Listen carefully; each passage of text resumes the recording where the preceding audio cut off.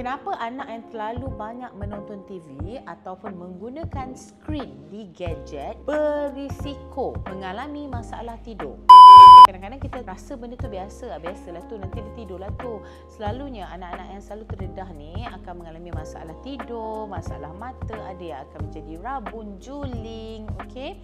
Masalah tidur ni menyebabkan dia malam dia tak boleh nak tidur lagi, lambat tidur, lewat tidur. Okey, kajian menunjukkan bahawa sinaran biru yang terdapat pada skrin telefon dan juga skrin gadget ataupun TV, sinaran biru tu akan mengganggu pengeluaran hormon melatonin, di mana hormon ini akan mengganggu kita punya tidur.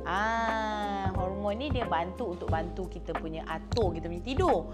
Tapi bila dia dah ganggu, jadi dia mengganggulah tidur kita.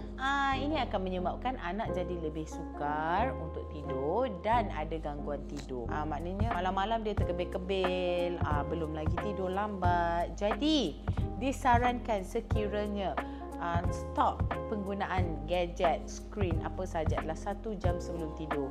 Ni sebenarnya bukan untuk anak-anak je, untuk mak ayah di luar sana.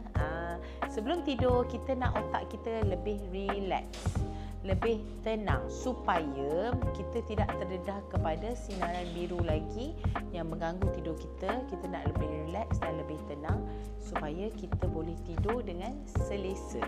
Jadi sarankan anak-anak untuk stop, serta parents sekalilah ya, stop penggunaan skrin 1 jam sebelum kita tidur. Jom tanya Mami, cuba komen.